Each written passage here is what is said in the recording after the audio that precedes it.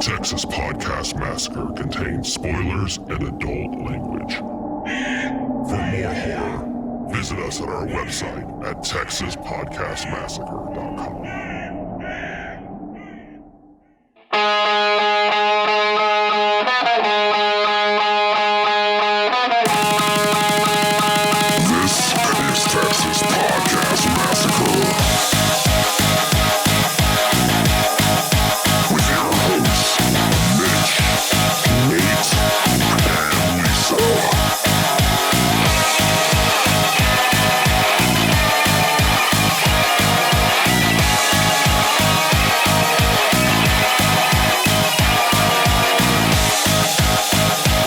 Welcome to another episode of Texas Podcast Massacre, coming to you from Houston, Texas. I'm your host, Mitch, and with me, as always, is my Santa shark buddy, Nate.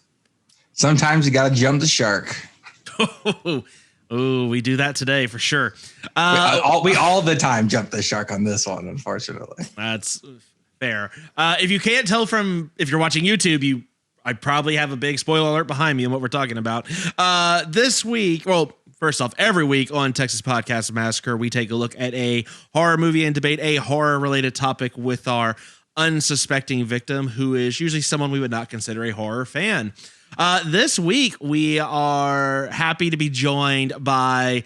I mean, really, you're our resident ornithologist, Taylor, but maybe you're now just our zoologist at this point. We're bringing you in on all the animals. So welcome back, Unsuspecting Victim Taylor. Thank you. Other than the fact that this movie was my jingle hell. Ooh. Just like this movie, already starting strong with the Christmas puns. That's right. No. We are talking about the dare I say, instant classic Santa Jaws. This movie, so it's funny. I think Nate, in the stretch of like a week, maybe a week and a half, we got like 4 different people bringing this up to us. Yeah, it's like weird. back to back, and it was like clearly something's going on here. Yeah, my brother-in-law, I think, was the first for me. He's like, "Hey, have you seen Santa Jaws?" Because he knows that I watch terrible movies. And I was like, "No," and then. Just like the room of requirement, if you say you need Santa Jaws, then it appears on the screen before you, and that's what happened. Sadly, Lisa's not here for that. Excellent. I know. I made a Harry Potter reference. Made a Harry Potter reference. Lisa's not even here. She's somewhere, just smiling, and that makes it sound like she's not like with us anymore. Like she's around. But she's happy that it happened. Like every time you get to dodge a Santa Jaws episode, you're smiling. Don't worry about it. We knew what you meant. But we had, like I said, we had several people, but the one that put this over the edge was, of course, someone who gave us a review on Facebook. We're taking reviews everywhere. We asked for Apple Podcasts largely because those help get people to find us in iTunes. But we'll total, yeah. We want all the attention. So wherever you give it to us, we'll take it. This was a Facebook review from Angelo Salvador. So thank you. Love the debates of the week. So you're welcome. You should review Santa Jaws on Amazon Prime for the Christmas season. By the way, we don't need to read the rest of this. It doesn't matter what team he's on. The important thing is basement. I'm firmly team basement. Nothing but dead hookers, ghosts, and demon possession in attics. First off, you need a better real estate agent. Maybe you clicked the wrong box. Like, they have the form of what am I looking for in a house? Maybe you clicked the box that you did want that. No, the box on the form is attic/creepy attic, and then if you hit that, then that's what you get. You clearly hit. I mean, they're bringing you what they think you want. Just tell them. There's more. No, attics Mitch, I'm saying all attics are creepy. It's an implied. It's like a parenthesis creepy. End parenthesis attic. It's just implied when you hit that check. Is it the hashtag AAAC movement over there? The all attics are creepy. It's I don't know.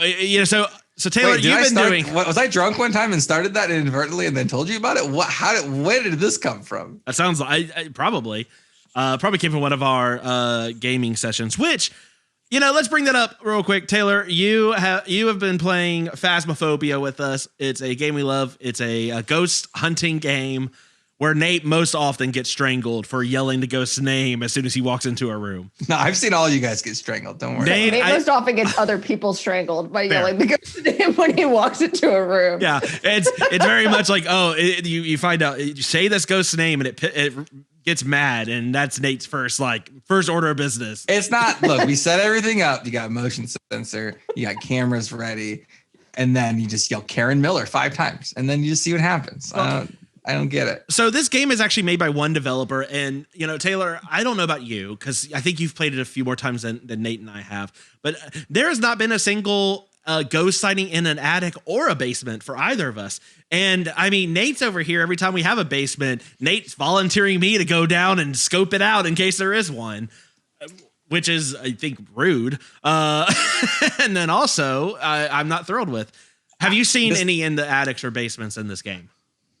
I've seen one basement ghost. Of course you have. Of course. I've not seen a single attic ghost. Wow. You know why? Because everyone in the attic died. Everyone in the attic died, so no one could see the ghost. They did, but they died instantly. Maybe I've never had a haunted attic. Or that's maybe the more correct. So that's the thing. That's the thing about a one-person team. They can't consult the leading, experts in the field who will tell you. It's all addicts. Nine times out of 10, it's addict. This guy needs to do his research. Is basically what I'm saying. Yeah, sure. I just look. If there's no ghost in the attic, we're getting into Santa Jaws level of reality here. In that. It's all fiction. All right. Well, look, we are going to talk about Santa Jaws, which, I've made the background behind me a little more festive with the logo. Very bright red eye over. Well, I never know which side of the Zoom. We're still learning YouTube, people. But before we do all that, let's get into this week's debate question of the week. Bid our father, the Sea King, rise from the depths full foul in his fury. Black waves teeming with salt foam to smother this young mouth with pungent slime. I'm going to be sad to retire that next year, Nate. It's never going to happen, so it's fine. I actually got a Why'd You Spill Your Beans poster for my recording area. So good. So it's never going away. We get to look at that every week. Well, it's facing me because I want to see it because it's so good. So, of all the quotes and all the movies, that's the one you were like, I need that in my life. I need that in my. I need it as a reminder. Don't tell your secrets to anyone. Just in case. I thought it was to make sure you don't drop your beans. Which, I mean, with all the music equipment, you don't want to drop your beans on any of that gear. It's expensive. I got a new keyboard. I don't. Well, exactly. How are you going to type things if you got beans all over them? Okay, so debate question, non-bean related. Okay, Santa Jaws. You can see the hat if you're on YouTube. You can see the hat on the shark's head in the poster that is on Mitch's video feed.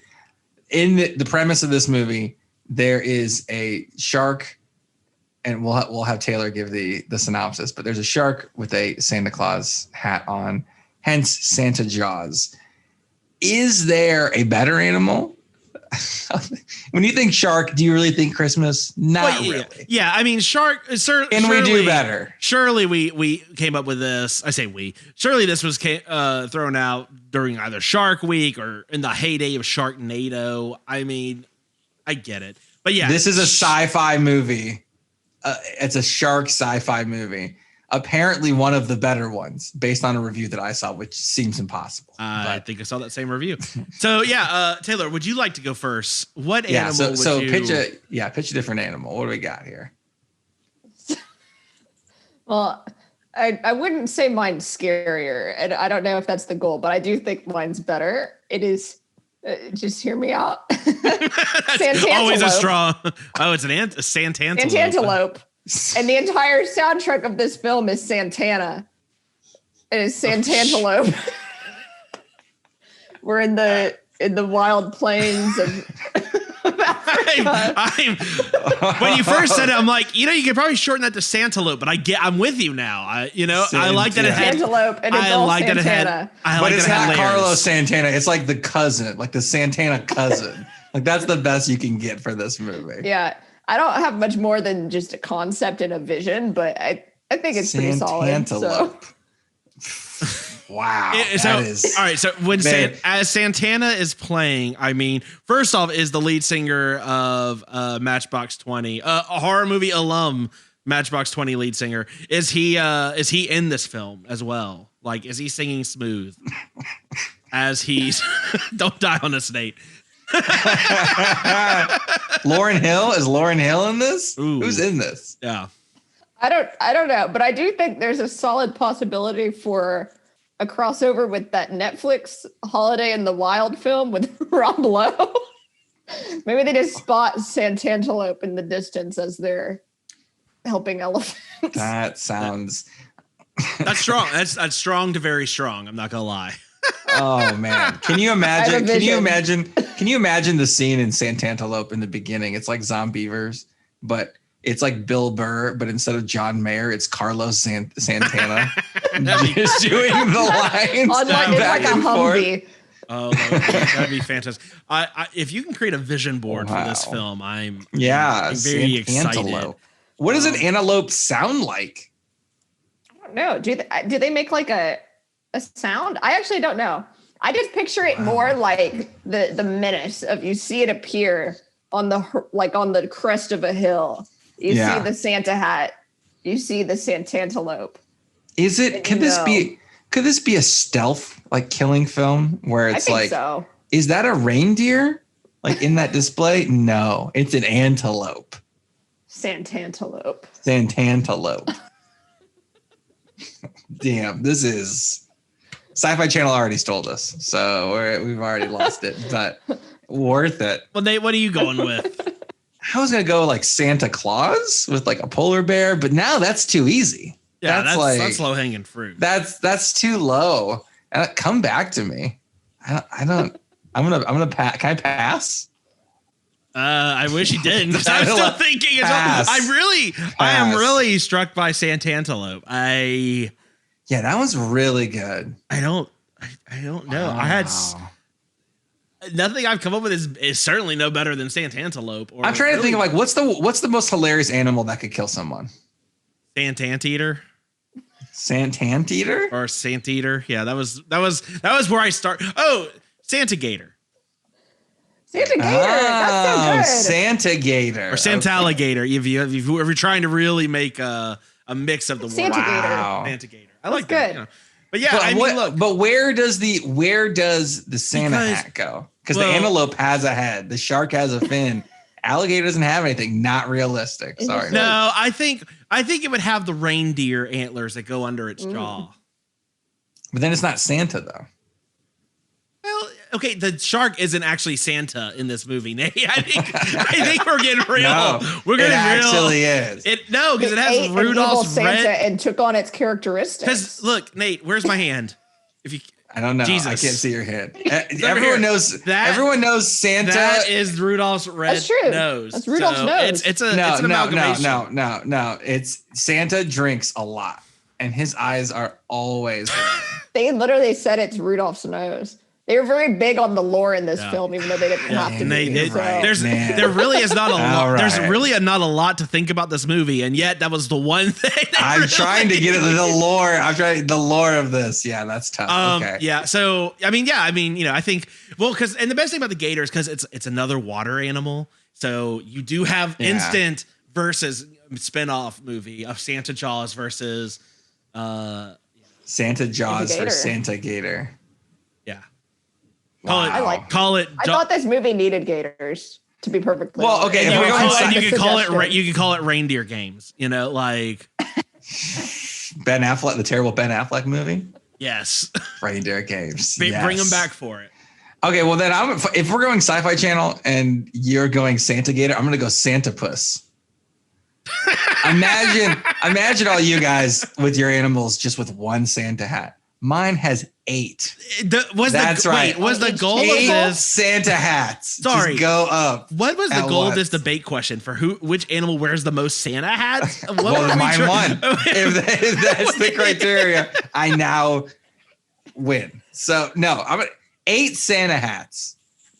And look, 8 times as festive. it's 8 times as festive. That's look. Take that, when Santa Jaws. When you're, oh, Santa Jaws has no chance against Santa Puss. There's no way. What about a Santa ant with a tiny Santa hat? Santa And you just ant. see it just moving into Santa ant. Are you talking about like 10,000 ants from like Rick and Morty or something? Oh, what if they all like swarm to create a massive ant? Like, well, yeah, That's also the like most Rick and Morty. Santa hats. Yeah. That's the most Santa hats then. Boom. But yeah. that's, I don't know what we're grading against for this debate, Nate. Are we? Is it most Santa hats or Santantelope is really good. Because Santa Puss, I mean, I don't have a built-in music. I don't have built-in music for that is the problem. That's what we really need. Just a goddamn antelope just like charging through people. And I just love it. I love the thinking in my head of Carlos Santana just sitting there off on like the dock or just off on the side, just like someone's getting mauled to death by an antelope, and he's over here just looks. Just not helping, just playing guitar, not giving a shit, while this Santa hat wearing antelope just straight murders people. Yeah, it's a whole aesthetic. It's a whole thing. That's a franchise starter right there for sure. Then you find out the antelope is Santana's antelope, and Santana's been pulling the strings the whole time. Santa. Hail Santana. Is that the logical next leap? Hail Santana. Hail Santana. That's I like all of this. Yeah, go ahead. I have a feeling that Carlos Santana would not be into this. Yeah, we're probably getting a cease and desist. Wait, didn't they do Black Magic Woman? Hold on a second. Maybe that's one of the earliest popular songs. That could be it. Look, Carlos Santana, I know you're listening, so let us know if you're down. If you are, we're in. I think, right, Nate, Taylor, are we in for this? Yeah, I think so. Yeah. Wait, hold on. There's that documentary called My Octopus Teacher on Netflix. So mine's a Netflix crossover because look, this guy harassed an octopus for a whole year. Is the way that the other huge octopus in the area saw it. And then it was around Christmas time and it went and got revenge. The revenge tale. I have a lot of questions, but none of them have anything to do. None of them have anything to do with this idea. A lot has to do with your upbringing and if octopuses were a major thing as you were growing up. I don't know. Well, because of the documentary, there was a lot more pollution in that part of the ocean, and they had gotten and that guy had gotten a bunch of he clearly wasn't seeing actual people because he was with his octopus all the time. Wait, so he had a bunch of Santa and Christmas items that fell into the water. That was the last straw for this huge octopus. That was kind of like a mentor to this other one, but then went off with this guy, and then that died. Blames the guy. Revenge. 8 Santa hats come chase this guy when he comes back. I mean, is this Santapus shall rise from the deep? Yes. Wait, so this is an environmental disaster octopus. So a Godzilla octopus. Yes. Question. Don't mess with nature. Question. And then question. Santapus. Is the pollution in question? Are you going to tie this back to like that Valdez oil spill? Like it was bringing more than just oil from Alaska. It brought Santa shit. I don't know how you tie Santa into it, but could. Oh, you're saying it was an ecological. Okay, you're saying it's like a huge ecological disaster. Yes, but somehow they were drilling too far north. The shipment they were drilling too far north. Got some elf dust, or I don't know how shit up in North Pole works. But how does the elf in the shelf? I don't know. I need to learn that shit. The elf point dust? is, I think you might be on elf dust. to pitch that. Did we not all do a bump of elf dust before we started? Was that just me? No. Oops. No. Oops. God. Whoopsie. Mitch's like, I thought it was just Thorny candy canes. No, got some elf dust in there. Wow. Okay. Well, Mitch is on elf salts or whatever the fuck it's called. Any of y'all tasting those candy canes right now? Just smells like nutmeg. What's going on?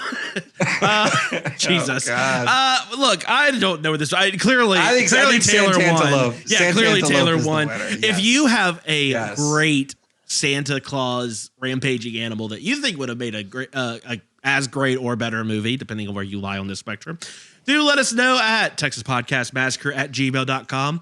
TX Pod Massacre on Twitter, and Texas Podcast Massacre everywhere else. Also, we'll talk about a little bit toward the end of the episode, but it is the end of the year. We have our end of the year spectacular coming. Nate, I'm assuming a survey is coming out soon. Oh, yes, it is. Yes. So, and if you fill out the survey, there may be a special surprise for folks that actually take the time to fill out the survey as a way of us saying thank you for doing a survey, because no one likes doing surveys. No one likes doing surveys. But we're gonna keep making you every year, forever. Forever. And every survey will have a line about don't drop the beans per Nate's request. I was gonna say maybe the podcast ends when there's a Santa Jaws apocalypse. Like if that, okay, we're like, we did it. We made it all the way to Santa Jaws apocalypse. Santa apocalypse. I don't know. Let us know what you think. In any case, look, I know. Ooh, I got one. Yeah. Santa Storm, and the entire soundtrack is Darude. On that note, look, we are some more than others chomping at the bit to get into Santa Jaws. So without further ado, this week's movie of the week, Santa Jaws. Can't believe you would do this on Christmas Eve. You're grounded. What? Tomorrow is the Christmas Eve comic book party. Well, you should have thought of that before. You're better off without him. Isn't that right, Santa Jaws?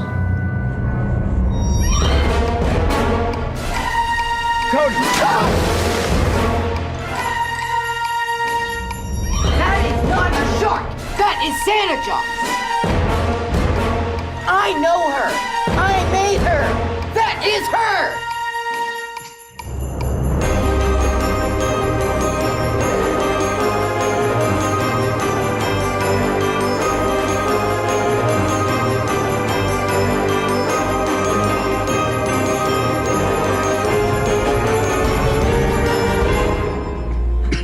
Ho, ho, ho, you son of a fish.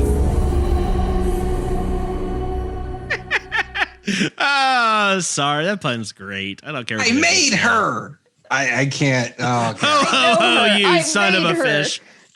How did they not work in a keep the change, a filthy animal? I mean, it was there. It was right there for him. Yeah. Okay. Wow. I mean, look, Taylor, unsuspecting victim. I know you have a lot to say about this movie, but before we get into it, tell the people, what is Santa Jaws about? What was the elevator pitch for this movie? Well, I'm pretty convinced the pitch in the room of whoever pitched this film was, have you seen the episode of SpongeBob where he makes Doodle Bob and his doodle comes to life? Because this is Doodle Bob the movie, except it's Santa. A kid makes a comic about Santa Jaws, and then his shark comes to life and starts killing people, killing his entire family. Holy shit, you're right. I forgot Doodle Bob, but yes, absolutely. Oh, 100%.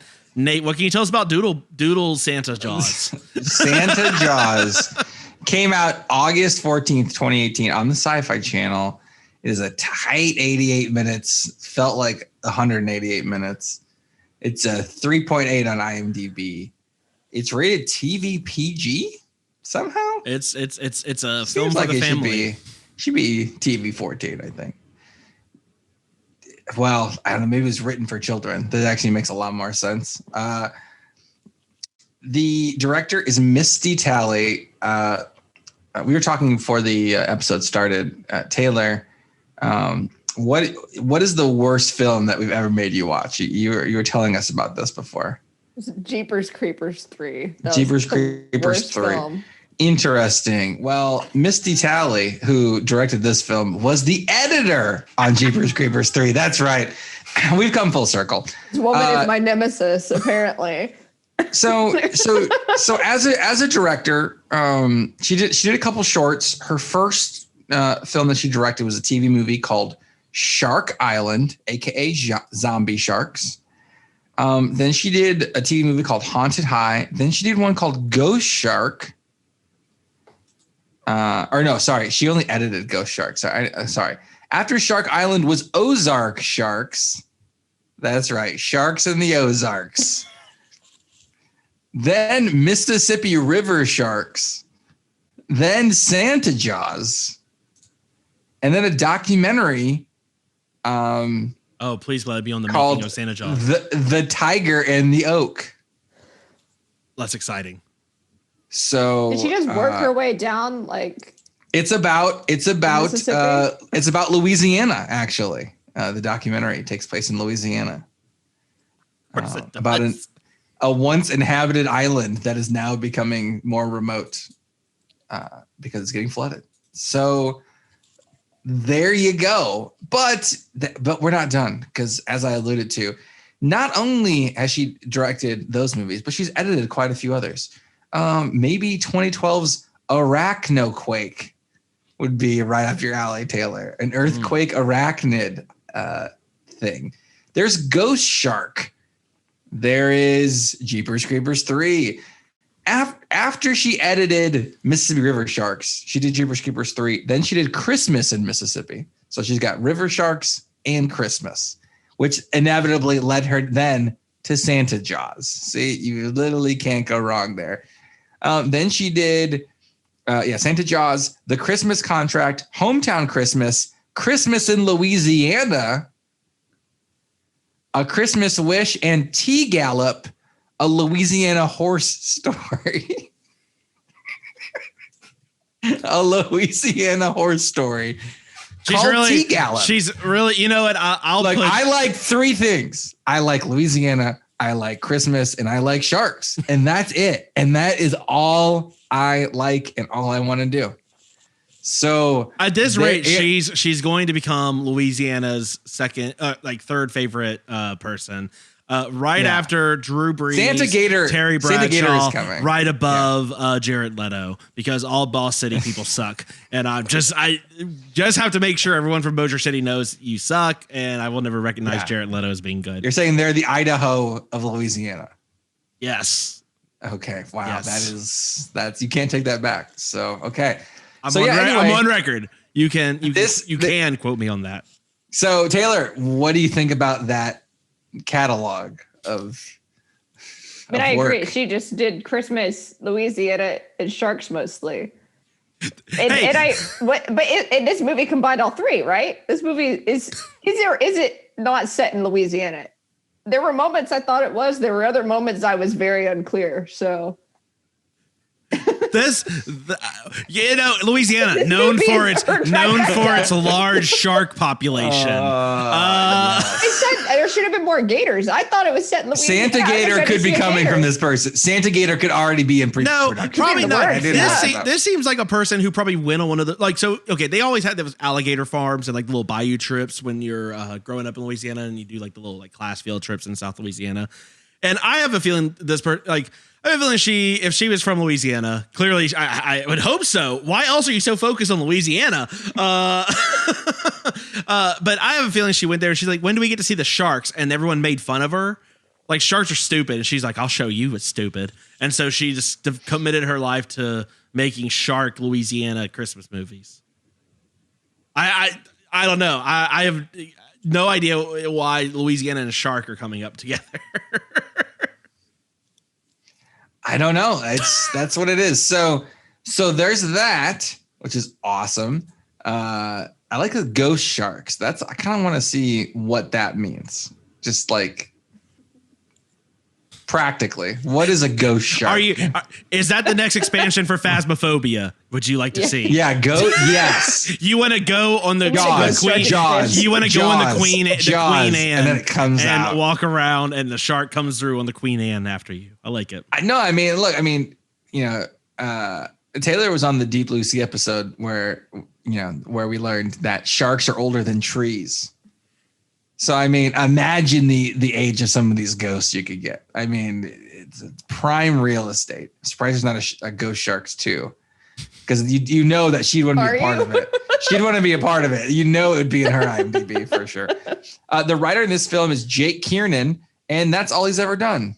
So there's that. So you get a first time writer on this one. I think Taylor's not surprised by that.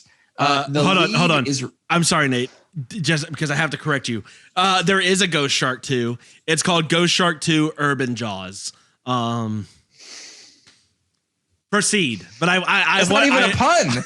That's not even a pun. How is it urban? Oh, these are great questions. Sharks? These are great questions. A land ghost terrible. shark. Well, I guess when it's a ghost, it's terrible. no longer bound to the ocean.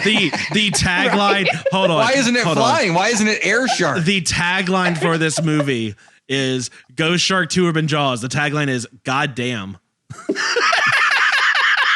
Nate, that's the best tagline I've ever had. It should be God swam. Oh, come on. Oh, Come it is. That was so on. bad, and you should have written Come this on. movie. God damn. I'm all in on That's so Ghost Shark funny. 2. Ghost Shark 2. Anyway, sorry to derail you, but I saw that and I needed the people to know. Anyway, please continue. Oh my God. Wow. Okay. Well, I got out informational department here. Reed Miller is the lead of this film. I made her. That's a direct quote. He is in the upcoming movie Joe Bell, where he plays Mark Wahlberg's and Connie Britton's son.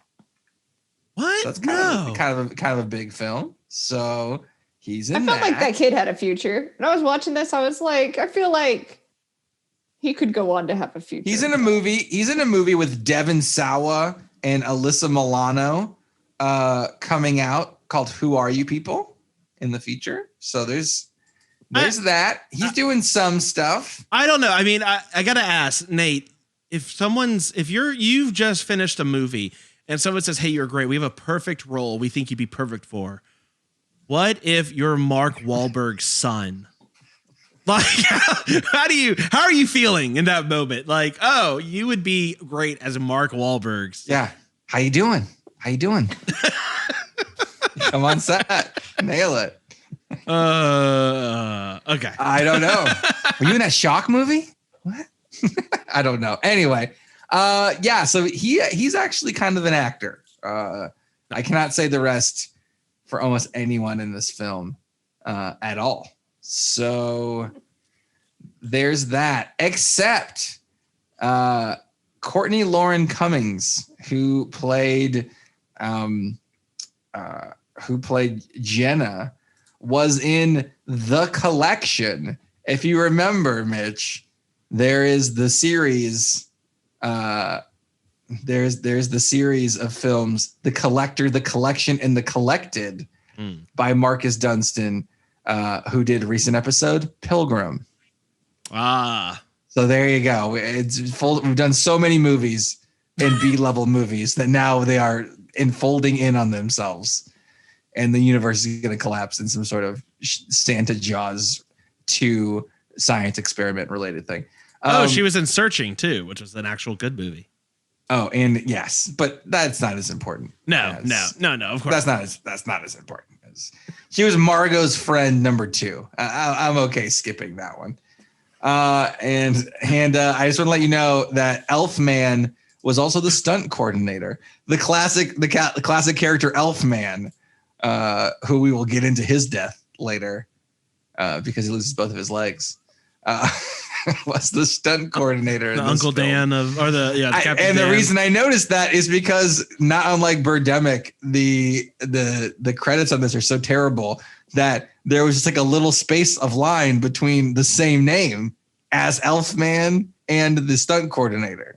They were right next to each other in the credits, which I've never seen that before. Not once. So there's that.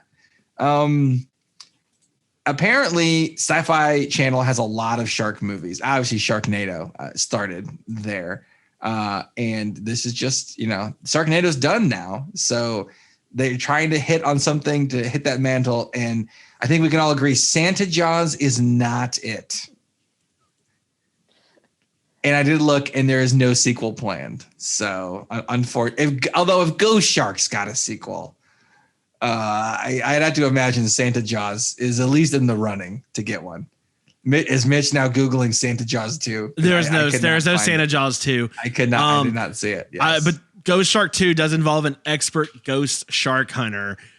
I have so many questions. I really want to talk about Ghost Shark 2 more than I want to talk about this movie. if that's a leading indicator of where this review might be guys, request Ghost Shark 2. You don't even have to give us a good review for that one. Like 1-star review. This podcast sucks.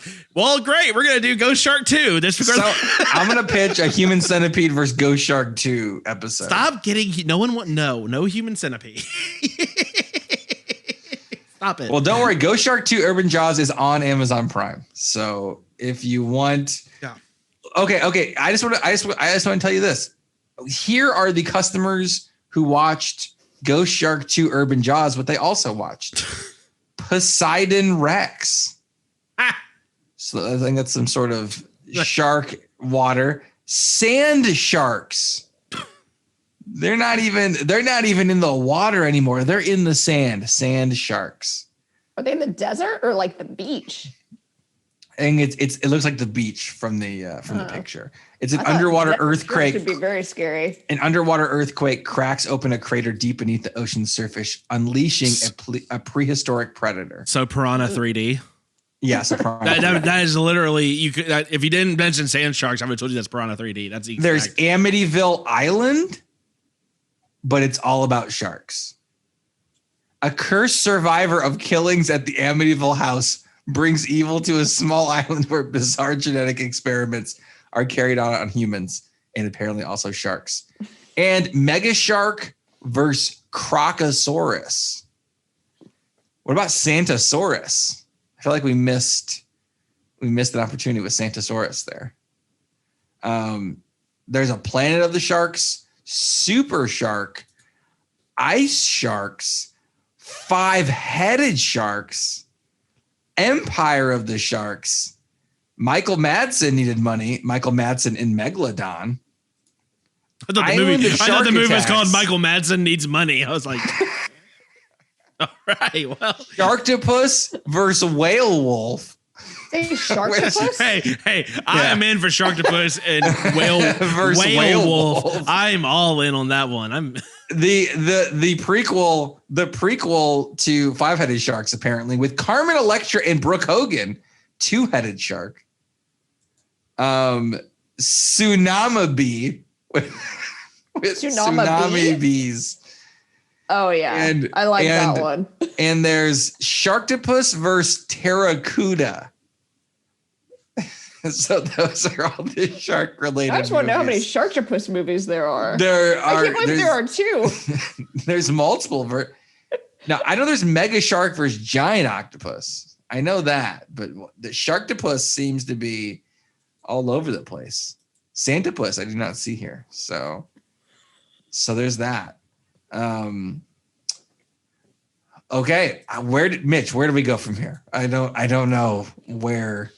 Well, let's start with how this movie just started. Well, okay. Well, actually, overall impressions. I mean, based on some snide comments, I'm guessing this is not high on the up the list for either of you. It's bad. Sorry, it's bad. Sorry, there you go. I talk like it's this movie. Understood.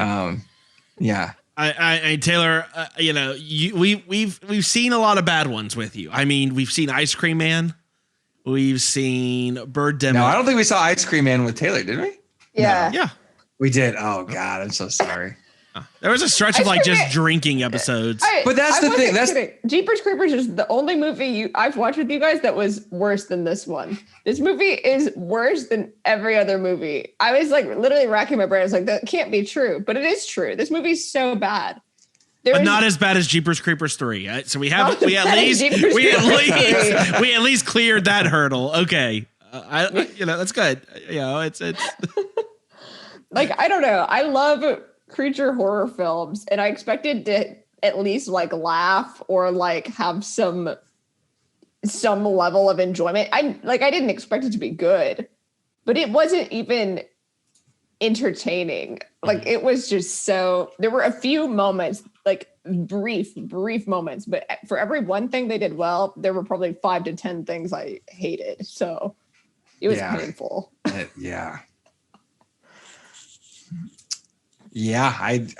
So I guess we might have skipped this, but Taylor, can you give the pitch for this movie? No, we did at the beginning. I gave the pitch. Yeah, no, but can you give the pitch of this movie? Pitch, like if you should watch this movie. Yeah, interested in this I movie? want you to describe to someone. Okay, so I'm going to you're talking with people. You're like, oh man, Mitch and Nader, so great. I'm gonna watch Santa Jaws. This is so cool. And then someone asks you later, like, oh, how was that movie? What do you tell them? What do you say about so this? not pitching the movie. You're asking her what do you when someone asks you what you did this evening.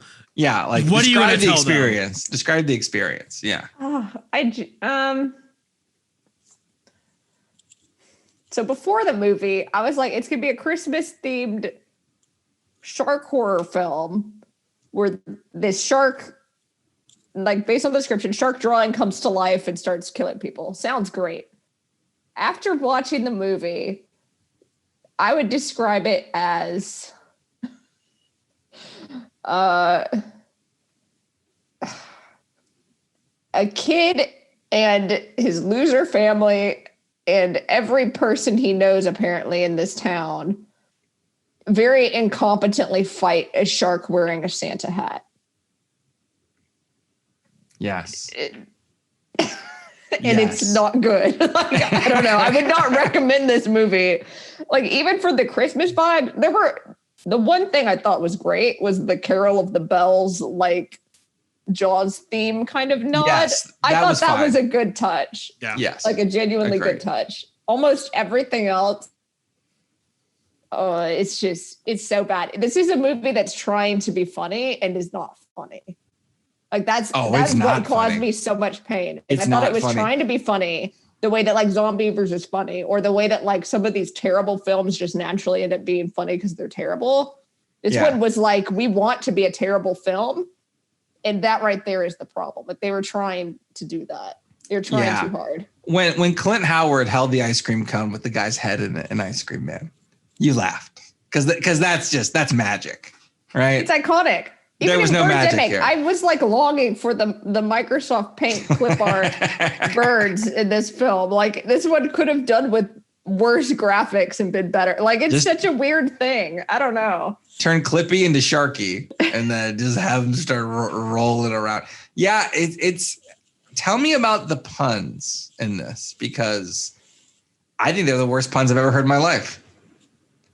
They were like on the dad joke level of puns. No, they were worse. They were worse. Like imagine you had a fifth stepdad. They even like paused. Like they would pause after they delivered a pun, think like to leave time for people to laugh. And I like no one laughed. It's fun. It's like a Big Bang Theory episode, but with no laugh track. No canned laughter. This movie could have benefited from canned laughter. Something I never thought I'd say in my life. Throw some elf laughs in there. Like that would have been festive. That would have been good. I mean, and the puns are so bad. At one point, they're talking about the lady. She runs track, and she's very fast and she's very good. And she's like, well, I guess you could say she has a one-track mind when she was focused on something. I'm like, this is awful. I can't condone. I took a break after that. I'm like, I can't. Is there some analytics on the Amazon side that can just like let them know that this is so terrible? Like that specifically. I'm hoping there's something in there, but probably no one cares. They're too busy watching Sand Sharks. They've emphasized the pun. They're so bad. A good pun is it just is in there. I don't know. When this kid draws a comic book called Santa Jaws, and there's some sort of magic pen his grandpa gives him. He's more concerned about the pen than anyone in his life dying. When his grandpa dies right in front of him, he's like, basically like, oh no. Like that was the level of emotion that everyone gave for everyone dying next to them. It was like, you got him. Like I can't even describe how terrible it was. I actually think they like would stop filming and give them direction of like say it again but more flat, and that was just like the direction for this film. Flatter. My working theory. I think they were really trying for this to be a so bad it's good movie, and that's what like really rubbed me the wrong way. Yeah. I mean, the whole movie rubbed me the wrong way, but that in particular, like there were moments where you're just like, they're clearly trying for this to be one of those like that film that like you can't just there's no formula. You have to have some earnestness to make it work.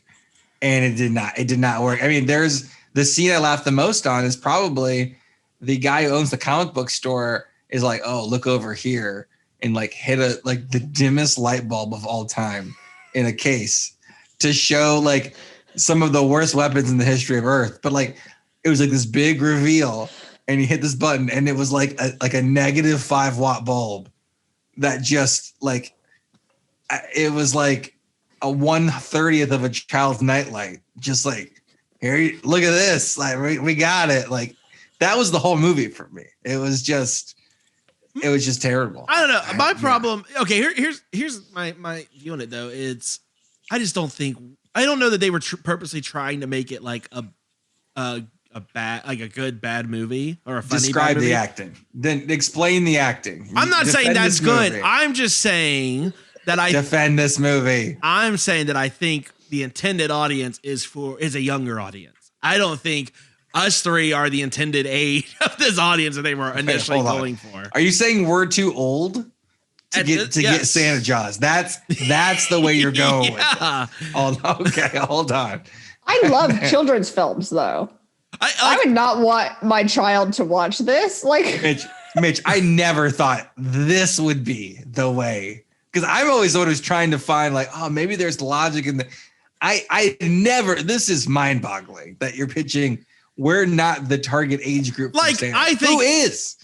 Is it like 12-year-old, 24 and a half, 24 and a half to 24 and 3/4-year-olds? That could be the target audience. This is that group that's like right in like middle. This is like middle school like shit, because the jokes are middle school bad. The acting is middle school bad. Then it should have been Mean Sharks. Can we have a Mean Sharks? But except for the fact that that's even Mean Girls is targeted for an older audience, even if it isn't, or it's more inclusive, I should say. This is not. This is very much meant to be like and to me, this felt more like it was supposed to be an intro horror movie for teens. You know, something that's not scary. Jaws Patrol. Jaws Patrol is actually pretty good. That's actually pretty great. I'm not gonna lie. Okay. I would watch the shit out of some Jaws Patrol. But I mean, you know, I think this is there's not a whole lot of Christmas horror films. What's out there is definitely very adult. There's no real, I mean, outside of Gremlins, right? Gremlins is maybe the only thing. And even then that could be a little scary for some smaller age groups. This movie's not scary. This movie's not even the blood is not like, I mean, it's just bad. I think this is truly an attempt to be more of a younger fan film. More so than it is like wow. Okay. That doesn't excuse that it's some of the very bad things about this movie. You know, you can still look. Gremlins is a masterpiece, and it was also meant for, you know, a full family. Mitch, you have some nieces and nephews who are getting closer to that age. Well, and I say that because as I'm watching this, I actually was like, oh, I should tell my brother to, you know, this would be a good one for them to watch, because they're starting to get interested in horror movies, but they're not ready for like Texas Chainsaw Massacre. They're not ready to jump right in. You know, they'll like this shit because they like the kind of movies like Heavyweights when we were growing up. If you remember Heavyweights, sure, yes. Little Giants, which is also equally terrible, but it still has a great place in my heart. You know, the annexation of Puerto Rico. Boom. We're talking about. You know, I'm sure "Ho Ho Ho, You Son of a Fish" is going to go right up in there in the pop culture lexicon. No, the annexation of Puerto Rico. You put way too much emotion in that. Flatter, oh, Mitch. My bad. Flatter. My bad. Say it again, but flatter. Oh, gotcha. Go. And I mean, look, kids. No, you got to say "Ho Ho Ho, You Son of a Fish," but flat. Ho Ho Ho, You Son of a Fish.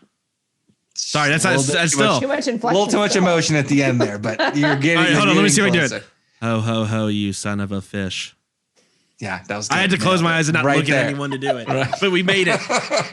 Look, it's bad. I'm not excusing it's a bad movie. They closed their eyes when they read the script too, so don't. And you're definitely right. And I agree with you. For our age or for any like normal like horror fan, and most unsuspecting victims, it's bad. Like, there's not a lot redeeming. But I also just think that I guess I don't necessarily agree that they were like, let's make this a funny. But I think they were just trying to go for a younger audience, and doing so made really bad jokes that really missed the mark because nothing's. Anyway, okay, let's at least talk about the first part of this movie. Can we start about how this movie begins? Because the beginning of this movie, I actually want more of that movie, which is what the comic is. There's an evil Santa Claus that is, for some reason, has a hostage on a pier. How can you tell me you cannot look me in the eyes, Nate and Taylor. And when Santa pulls off his jacket and he has Feliz Navidad tattoos on his arms, you were high-fiving anyone near you. That was awesome. I was not. Yeah. It was awesome, Nate. There was no one near me because I watched this film entirely alone. But that's probably for the best. I would have high-fived someone over that. I thought that was awesome. Incredible. I watched it as always with my mom and my wife. How did your mom like this movie? That's probably maybe She did not care for it. Yeah. She did not care for it. She liked Piranha 3D. She had me go back for that cable slice death. She had me go back. She's like, wow, that was actually this is cool. Piranha 3D is like a much better movie. It's like a 30 times budget or more of this. But come on, she did not care for Feliz this. Navidad tattoos. I want a this whole movie of that. Strong. I want a whole movie of that. Forget the shark. The shark's not even that interesting. This Santa Claus is so much more interesting. This guy is like Danny Trejo's third cousin once removed. Like who is this actor? I mean, I have no idea. This Santa gets kicked in the balls and the jingle bells, and instead of like when he gets kicked. Look, you're at the point where like, yeah, you're writing dumb like juvenile humor, but I'm into that part. We're good here. This part of the movie, fantastic. The intro of this movie should have been the entire movie, frankly. The shark. This movie started. Yeah, I agree. The intro was strong. The Christmas vibes were good starting off. Yeah. Strong is a strong word. And I loved, that's true. Strong is a strong word. But I would say I was pretty game for what was going to happen. I saw that. I was like, oh, this will be fun. You saw that and you're like, oh, yeah, this is going to be good. If they're already busting out Santa with Feliz Navidad, there's a Jingle Bells kick to the nuts reference. And then See You in Jingle Hell is thrown off as he kicks the Santa into the water. Come on. You're amped for this movie. It starts so high. Amped. And then you meet the friend immediately after that. Immediately. It just yeah. And I actually don't even think it's the kid actor's fault because I don't know. Sometimes I'll blame the child actors, but this was just the dialogue. Every line of dialogue written for this kid, I hated. I just hated every line he was given. Yes, every line, all bad. 97% bad dialogue in one character. It's almost a record. And then I thought I wasn't going to hate the comic book store owner. And they made me really hate him. By the time of his death, I was just apathetic. I was delighted to see him. And the love interest was just so tacked on. Yeah. Oh, the uncle's love interest? Oh no, you're talking about love interest. The track. Yeah. Oh, I didn't realize you were talking about the main character yet. Sorry, that's why I was like. The main character. Yeah. Okay, I'm with you. I'm with you. Yeah. I mean, you got to have a little bit of romance, a little bit of action, a little bit of shark. It was the little worst. Shark.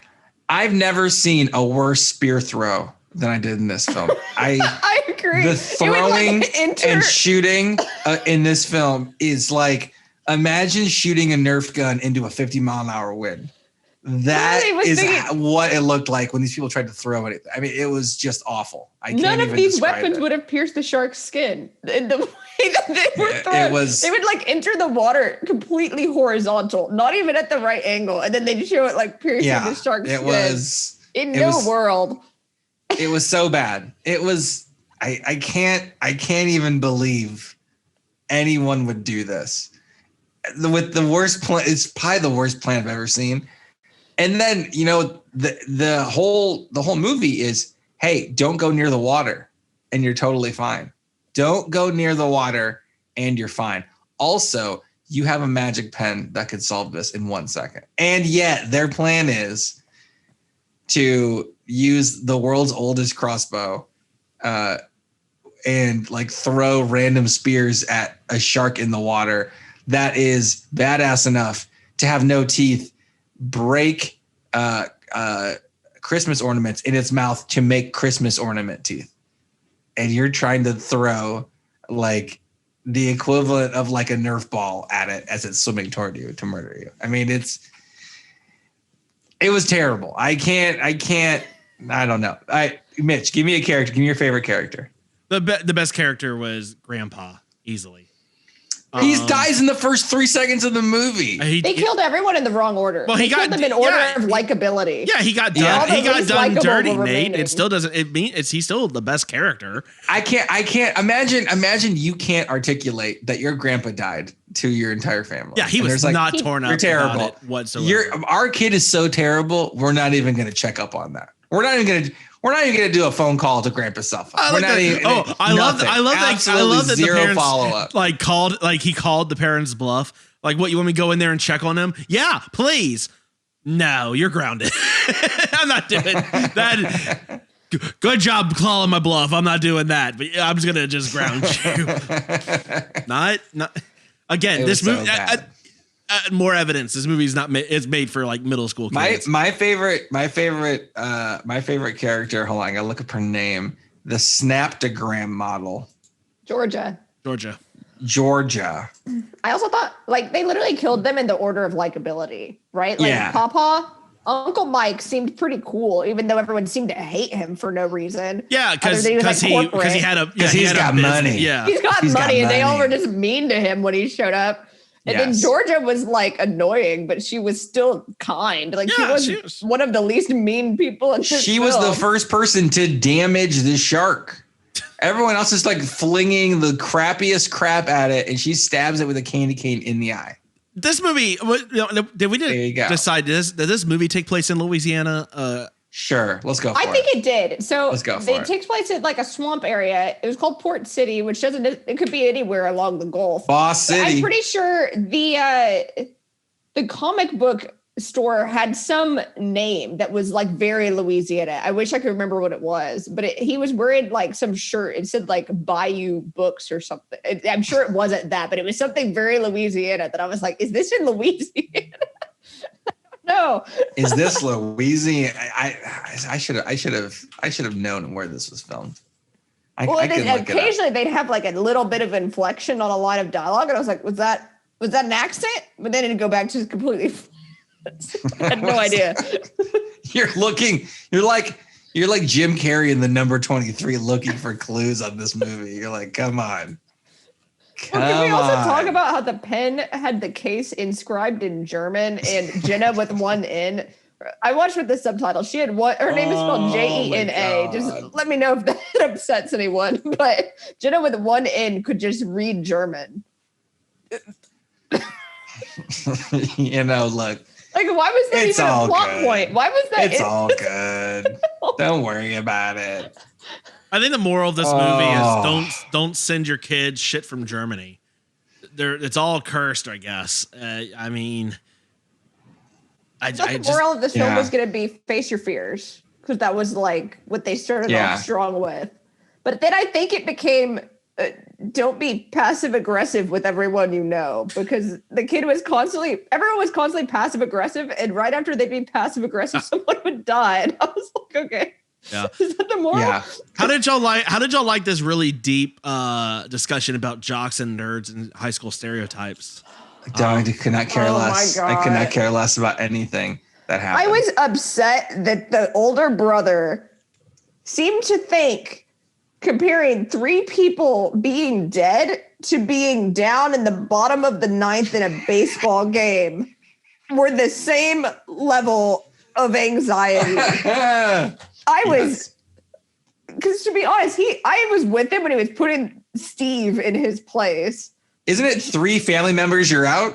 Like, is that even metaphor even work? He was like, I don't know. We're in the bottom of the 9th. What matters is what we do now. I'm like, 3 of your family members are dead. It is not the same thing. It's the Josh. bottom of the 9th, but you're down 100-0. Like It's like there was an old Clint Eastwood Super Bowl ad years ago, and SNL spoofed it, but it's like it's the end of the 3rd quarter, and China's already in overtime, and they've got 500,000 players. I mean, it very much was like this doesn't make any sense. Why is this kind of shoehorned in Mitch, here? I want to ask you, where do you think the director, where do you think she went to school? Like college or high school or? Oh God, it's in Louisiana. It's in Louisiana. Where is it? As a Louisiana college grad yourself, where do you think it is? By your grin, I'm going to guess Louisiana Tech. No, it's not. It's okay. Not. It's LSU. I'm just grinning. I'm just grinning just because this is awesome. It's so Louisiana, and I did not anticipate it when I turned this on. So Louisiana Lafayette. Ooh la la! She's an ooh la la. Ooh la la. Raging Cajun. She's a raging Cajun. So there you go. She flirted with Mississippi, but she came back. Ooh and her la production company that she has is based out of Louisiana. So there you know what, Misty Tally, if you're listening, we would love to talk to you about. We would love to ask about all of these shark films, which she said, and quote, directors can really cut their teeth on them in this type of genre. So Taylor's face just briefly dropped. But she's the first female she was the first female director of a sci-fi original. So did break some ground there. So I would love to ask about that. But man, I would ask her, oh, go ahead. How many more shark movies do you like? Do you have a bunch of shark ideas in the tank? Obviously you can't tell us in the tank. God damn it. Now I'm inadvertently doing it now because of Santa Jaws. Terrible. But I mean, how many shark movies can you do? Because we already saw it's a very saturated genre based on just Amazon's related movies. I can't even imagine the amount of Sharkdo Crocs and Sharkdo Beavers and Sharkdo Beaver. That actually doesn't sound too bad. Beaver sharks. There's already sand sharks, like land shark. There's zombie shark. Polar sharks. Ozark space sharks. Sky Sharks is a movie that came out this year. So that's already taken. So the sky has already kind of been taken. Low Earth orbit sharks. Oh, so are there space sharks? There must be, right? There's got to be space sharks, right? There's got to be a space shark somewhere. Well, wouldn't that be awesome if they go to the moon Io looking for like water under the surface and they come out and a shark kills them? I mean, that would just be amazing. That's essentially the movie Europa Report. That's it. The movie Europa Report, which I think is good, the sci-fi movie, is essentially that. But imagine if it's terrible and it's sharks. I mean, that would be amazing. That's space sharks. I would love to ask that question. But yeah, but she's from Lafayette. There you go, Mitch. So if you could just do your kind of like Louisiana code language in an interview, that'd be amazing. You guys have a secret language, right? I mean, it's just talking real fast, but yes, we can. Okay. I don't know. It's Cajun something. I don't know. But anyway. Yeah, I'm not bringing it on with you around. But what we were saying is this is bad. So now look, let's talk about these parents real quick because they both are. I'm willing to cut them some slack, but not a whole lot. But I mean, look, when mom decides she's had enough, and she goes after the shark, and I mean, they're not going to take her boys, and I cannot do. I can't do the. I don't. Taylor, You can't Taylor, reach get the ready. fevered pitch for y'all. For as much as y'all talk about how everyone says it flat, she went quite the opposite direction. No, that's the thing. I think it's either like 90% of the dialogue is at a 10, and then all of a sudden it's very jarring when you go from like 90% of the dialogue is a 10 to an 105 on this one. Taylor, can you do your best impersonation on this on the spot? I will not. God, I will not let you take my boys. That was Yes. I literally, Well it's done. true, though. That line was so different totally from the whole rest of the film. I was like screaming, laughing, backed it up and rewatched it several times because that was the best performance of this film. Mitch, can we get a drop? Can we get a drop of that? I want to do I want two channels. I want Taylor's impersonation over the top of the real line. Can we get that in this perpetuity? Every episode we have to have some sort of, anytime a boy is in danger of any kind, throw that out. I think we can make that happen. Okay, that's good. That's good because that was great. But yeah, that was quite a line of dialogue. And my mom, when she was watching it, said, "I would take my kids away from the water." That's what she said. As a mom, she didn't know where her fucking kids were for 3/4 of this film. So hard to take them away when you don't even have. The best time to leave your kids is when they say your father died. So that's the best time to leave. Right after that pitch happens. All right. So when I was watching this with my family, we decided to write a song about Santa Jaws. To Santa Jaws is coming to town. Oh, you better watch out. Let those arrows fly. Get candy canes ready. I'm telling you why. Santa Jaws is coming to town. He sees you when you're swimming. You'll know him by his wake. He knows if you've been drunk or good, and if not, your legs he'll take. Do you want to add to this at all? It was just crowdsource this. This is fantastic. I must say. We only did one verse though. I still love it. Okay, Mitch, what do you think? It's better than I expected when you led in with we wrote a song. We wrote a song. I think while the rest of the movie was happening, like let's just make a song up instead of watching this because it's so terrible. And then I couldn't put. I was trying to rhyme "you son of a fish" with something, but I just gave up after a little while, which is hard. Mitch, any thoughts? Any thoughts on that? This is off the rails already. No. Yes. Let me. Okay, Best kill. Y'all Best kill. Well, what do you got? I don't know. The problem with there's only like 2 or 3 kills where you actually see the shark. So many of them were like just underwater like submersions. I mean, the unicorn stab was pretty good. That's what I want to ask. I mean, look, one thing I did like about this movie, and I'm curious y'all's take on it, is that he gets the German, cursed pin or whatever. Sure. Let's not spend a whole lot of time trying to dive into that one. His idea is, let me like erase its teeth. The shark just makes new teeth with the ornament shards, which was kind of awesome. Pretty badass, right? I mean, that's objectively cool. And then they're like, let's impale it with a huge ass candy cane. Sure.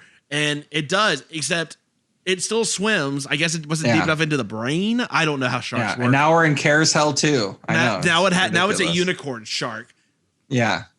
Not as cool as the teeth, but still pretty cool. And what did y'all think about that turn of events? I liked it. I thought it was actually. I thought that was one of the better parts of this film. Yeah. So I enjoyed it, and I like that the teeth immediately, like it really was Doodle Bob. Like he got rid of the teeth. The teeth were immediately gone. He gets the ornament teeth, which is fine. I like too, like he did that, and I was like, why don't they just like harpoon the shark on the page? Like, why wasn't that their first thought? But then you watch them; they're like, oh yeah, let's impale it or whatever they said. And then you see the drawing, you're like, oh no, that's not it. That's not the angle. It's unicorn shark. Draw it being stuck. Yeah, draw it being stuck in concrete. I like that he never thought to set the page on fire until like the very end.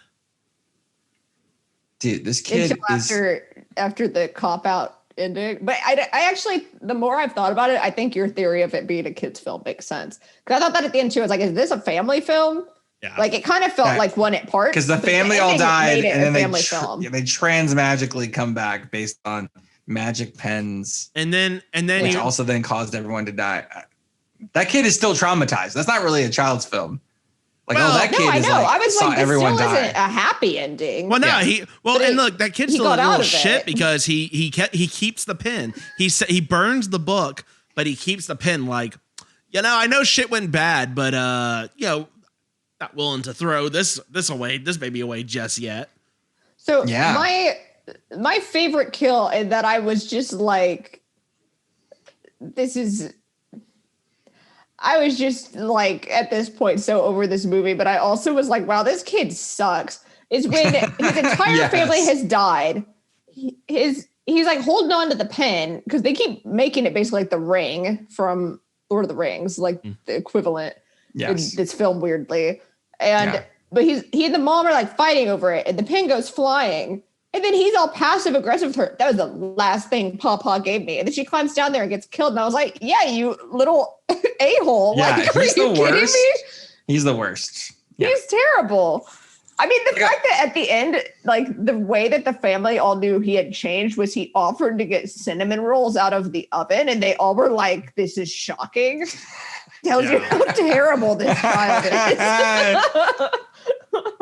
You missed in the prequel to this movie is him just drawing. He started getting his drawing just by drawing like his family dying in a variety of ways. Would not be surprising whatsoever based on this kid. Well, and they even like alluded to that, right? Like they're like, what about the time you saw the X character you drew, or you saw this character? I was like, this kid just does this. I'm actually not convinced the whole thing wasn't like a dream. Yeah. Right? Like, did this even happen? Did he just sleep through Christmas Eve because he was fantasizing about murdering his family? Yeah. I don't know.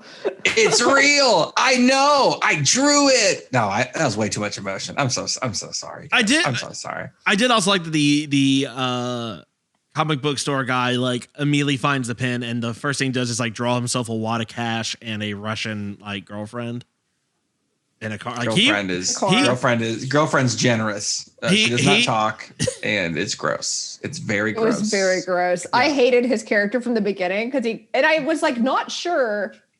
This was another thing. I wasn't sure if the dialogue was self-aware or not because he kept saying sexist things to the kids.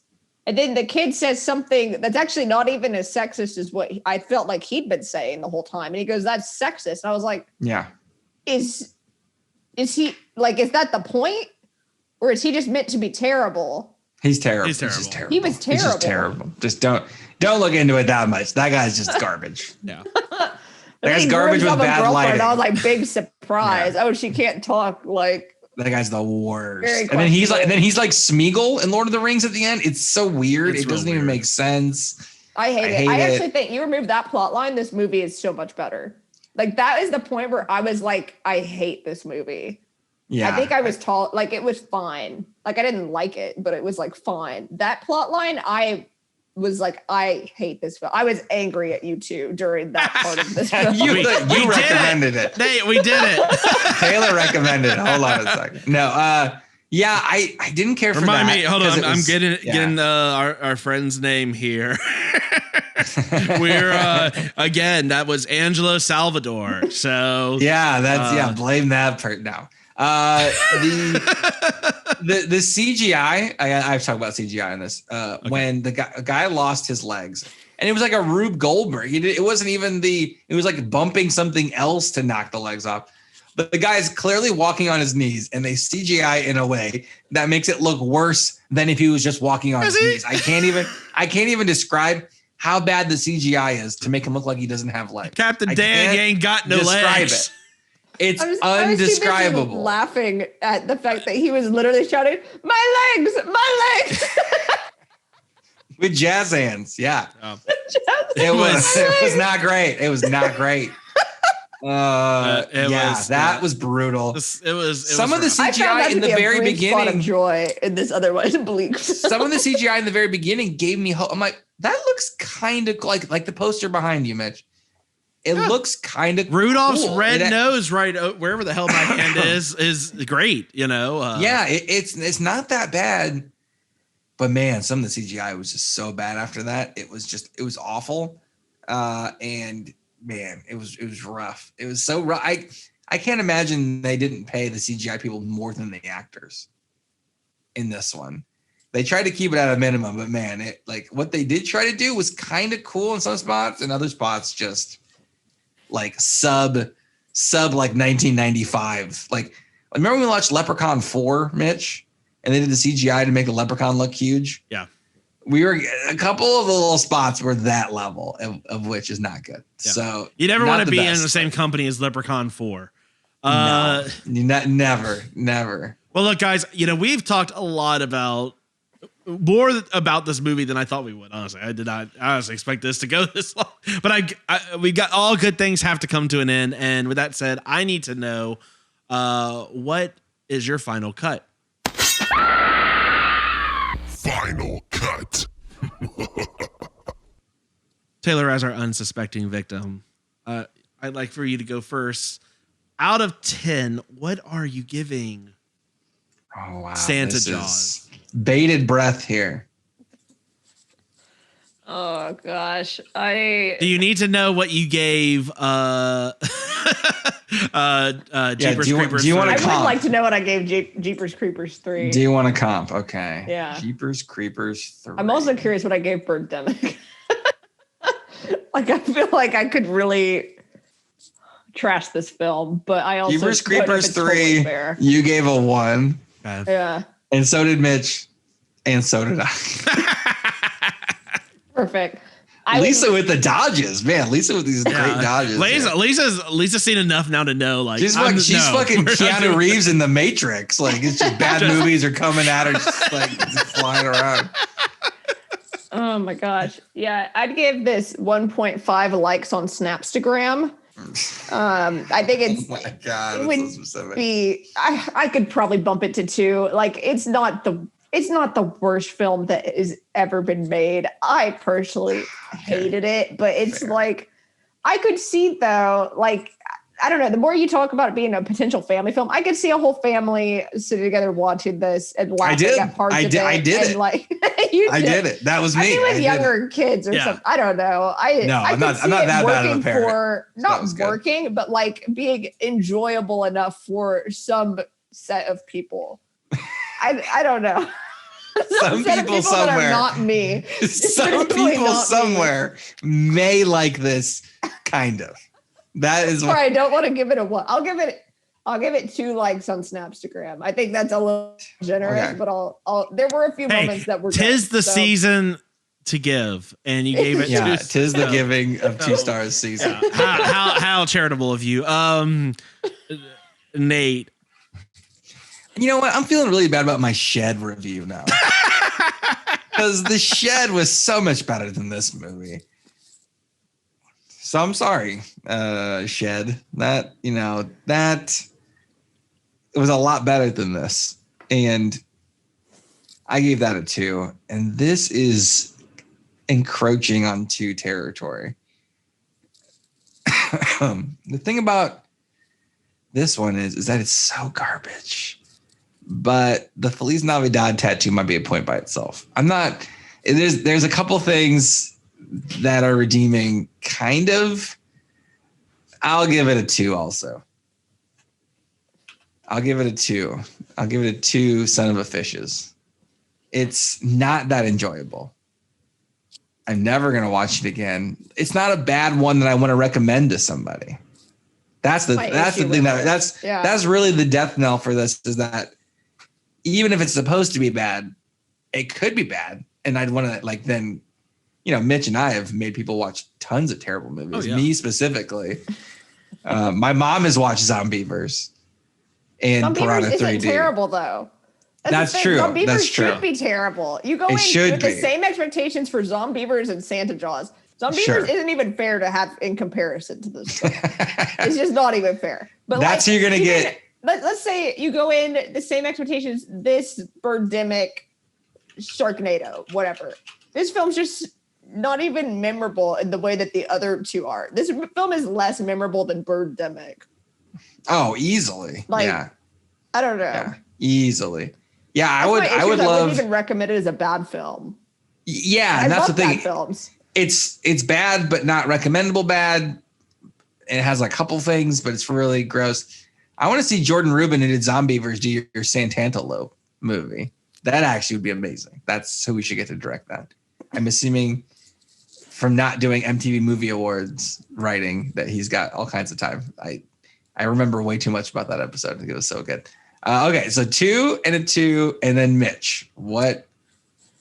Well, I want to supplement. First off, I do think this movie is certainly unsuspecting victim friendly. I do think this is, if you are looking for a holiday horror film for the kids, this is pretty tame. For the kids? I'd like not you. When I say kids, you're thinking like your age kids. I'm talking like middle school-ish age. Okay. This is a Y14 or whatever the hell the rating is. Like Fresh Prince. If you let them watch sitcoms on TV like back in the 90s, this is around that same age. Okay. So there's a lot more murder. Unless there's a Fresh Prince episode I did not see. But hey, some of those Halloween episodes got dark.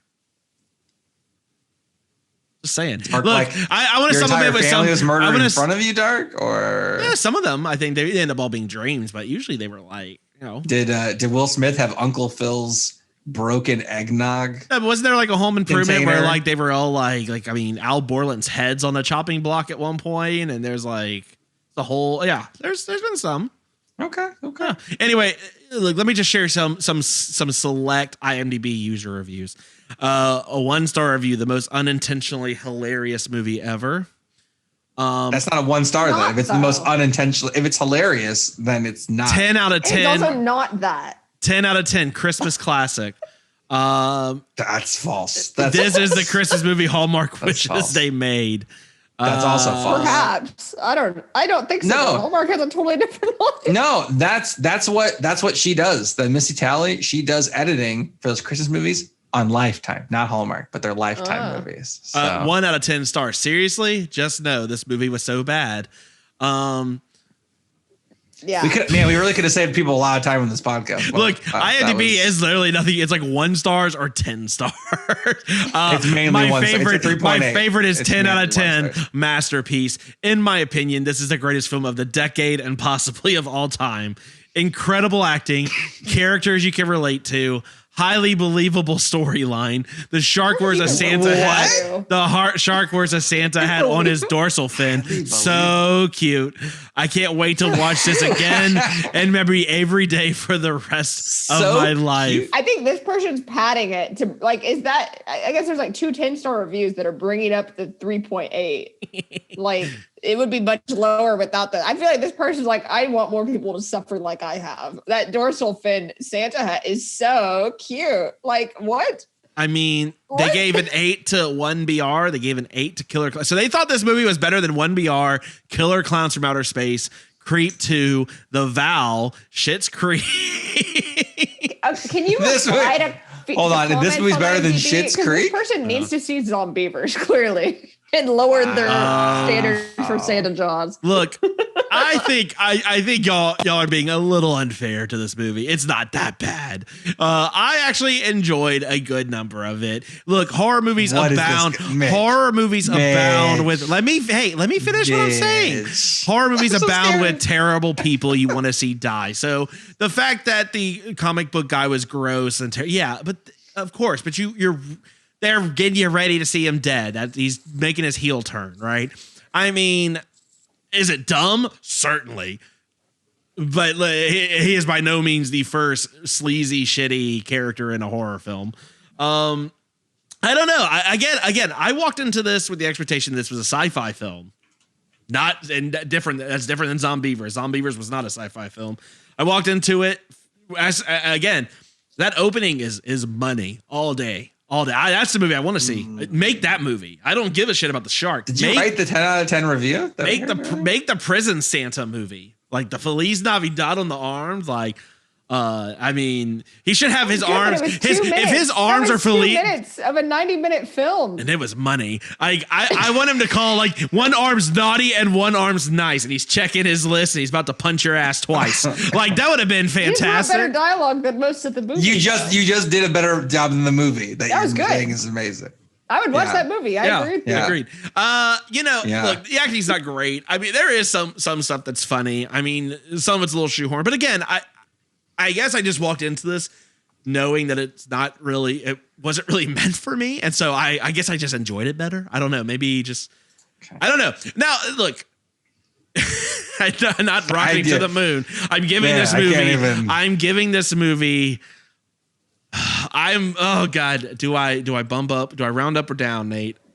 Round up. Apparently you love it. I don't love it. I'm debating a 4 or 5. 10 out of 10. 4 out of 5. No. 4 or a 5? Yeah. Oh my God. I've been at a 4, You're but playing that because of how much we didn't like it. Like, would you actually go like 6? no. Really? Okay. I started liking it more because y'all didn't like it so much. I was at a 4 as I started this, and I have since kind Once of I pulled said myself up to a Louisiana. 5. Okay.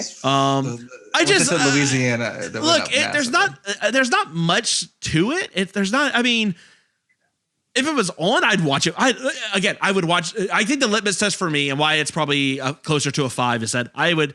If my niece and nephew who are at this age wanted to watch it, I'd watch it with them again. It wasn't that bad. I could just, I've seen significantly worse. Taylor, you've only, if Jeepers Creepers 3 is like the worst movie you've seen, you're doing good. You didn't sit through. Suck Carousel. Carousel is fine. Carousel was so much better than this film, even though it traumatized me at some point. I think the problem is y'all didn't drink enough, and I watched this while I was on vacation. I was on vacation also. True. Well, did you drink while you were watching it? Yeah. I did not. That may have also been the mistake. Look, I'll stick with my original 4 out of 5, or 4 out of 10. Ooh, not 4 out of 5. That's a 4. I knew it. The truth 4 comes out out. of 10. 4 out of Mitch. 10. You're saying loves that Santa 4 out of Claus. 10 dorsal fins. I just want to let everyone know this is now the new Omen. I always give Lisa crap about the Omen, but now Mitch is saying that Santa Claus Nate, I think is history as good as the movie You're Next. Nate, which I is one think of the history classic films. I think of history will slasher prove genre. you and Taylor wrong on this. Just like history apparently proved us wrong on The Shed, because everyone seemed to love that movie and you and I hated it. So I don't know. You gave Carousel and Santa Jaws the same rating, whereas Carousel was so much better than this movie. I don't know that it was significantly better than this movie. It was significantly better than this one. The humor I think was Taylor better. Taylor would agree with me. I think. I think they're just for different people. I'm just saying. Okay. They are for very different people. Mitch I don't dispute that. Carousel is a whole Mitch is the weird person thing. this is for.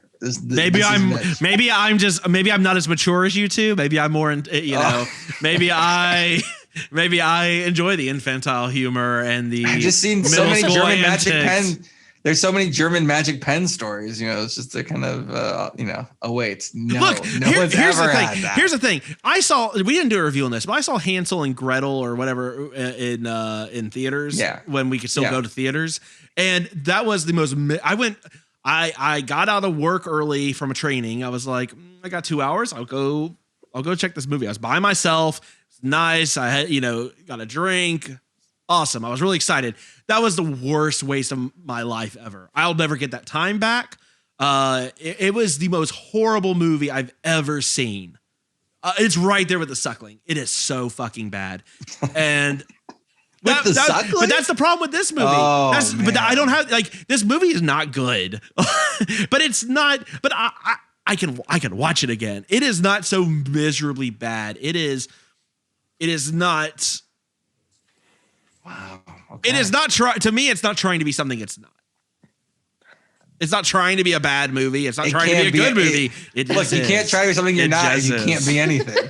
If you can't be anything, it doesn't matter what you're trying to be. No, I'm just kidding. My issue is I really went in wanting to like this movie and I still didn't like it. And I feel like that says something. I'm like pretty open-minded about creature horror films. Like my bar is so low that I'm like, if I'm entertained enough, I probably would have also given this a 4. Yeah. But I didn't think it was entertaining enough to me. See, I thought this movie was going to be hot fucking trash, and so I came in expecting to hate this movie.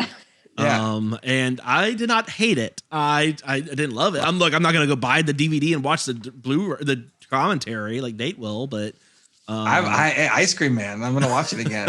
And, right. With the director commentary. I think history will be kind 4K restoration. But I mean, to be fair, if we average this out, we're still talking what? A 3? rough. We're like hotly debating. A 2.5. How bad was this film? Yeah, it was. Yeah, I'm with Taylor on this one. That's fine. Yeah, look, it's okay. It's okay. We'll come back for Lamageddon, and then that'll be the real test. Santa Jaws versus Lamageddon. Right. Look, we don't always have to agree on everything. We are interested to hear what you thought of this movie. Do let us know. Message us, TexasPodcastMassacre@gmail.com. Nate, where else can they find us? You can find us, as always, at TX Massacre on Twitter, Texas Podcast Massacre on Facebook and Instagram, and we're on all your podcast platforms. Keep those reviews coming in. Mitch really wants to do Ghost Shark 2 Urban Jaws, apparently. I do. So put that one in a review. It doesn't have to be 5 stars, apparently. Now, Mitch has relaxed that requirement. It could be a 1-star review saying how terrible we are. Only for Ghost Shark 2. Any other movie, no. Yeah, any other movie, Mitch is not. You can do Human Centipede also. It's fine. And no one mercifully has taken us up on that. So we're going to have a survey coming out shortly about the end of the year. We want to hear from you guys. Not as many horror films came out this year as is apparent that we're doing Santa Jaws, and later this month, Santa's Sleigh with Goldberg. That's right, the Goldberg. But there are some horror movies that came out, so we want to hear from you guys, and hopefully Team Basement wins yet again. I think Team Basement's won 2 out of 3 years, so keep that coming. Those Team Basement votes. Help me dunk on Nate this year.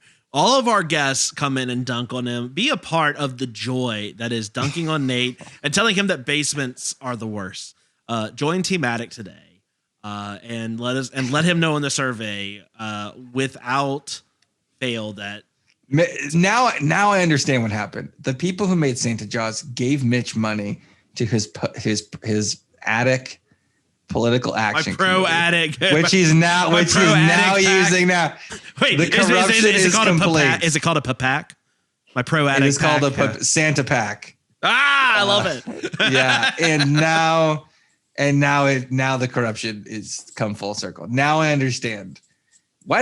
Should I be saying it's better and I get money too? Wait, hold on a second. Is that how this works? I don't know. Don't know. New to this as well. Okay. All right.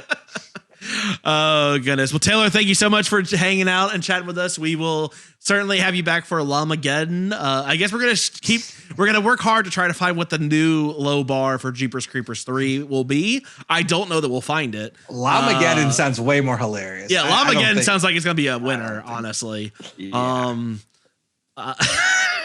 Other than that, thank you so much for hanging out. Yeah, thank you guys. I'm always happy to come back for animals.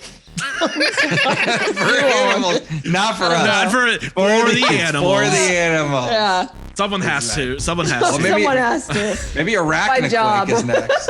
Yeah, just doing my job.